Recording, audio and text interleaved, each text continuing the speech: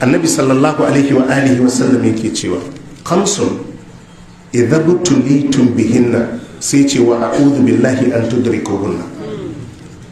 Annabi yace akwai waɗansu masifa guda 5 idan kuka fada cikin su, annabi sai ce ina neman tsarin Allah kar ku haɗu da wannan masifa. lam tasharil fahishatu fi qaumin qattu hatta yu'linu biha.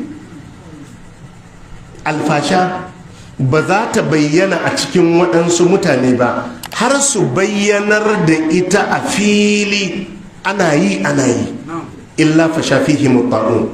Annabi ya ce face annoba ta fantsama akan waɗannan mutane. wal auja'i allati lam takun madad fi aslafihim alladhina madaw, da kuma cututtukan da basu shuɗe akan magabatansu da suka gabata.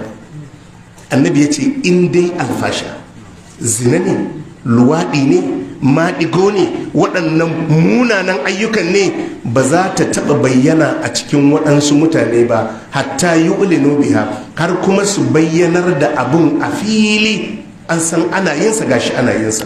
Illa fa shafihi mutta'un. Annabi ya ce face annoba ta fantsama akan waɗannan mutane. Wal auja'u allati lam takun madad, da kuma cututtuka waɗanda ba a yi su a baya ba fi aslafihim alladhina madaw, a cikin iyaye da kakanninsu da suka shuɗe. Annabi ya ce in dai za ku yi alfasha, annabi ya ce za ku ga annoba, annabi ya ce za ku ga cututtukan da inda za a tada kakanka a ce kasan ciwo kaza da kaza zai ce bai san su ba. Annabi Muhammadu manzon Allah ne alaihi salatu wassalam.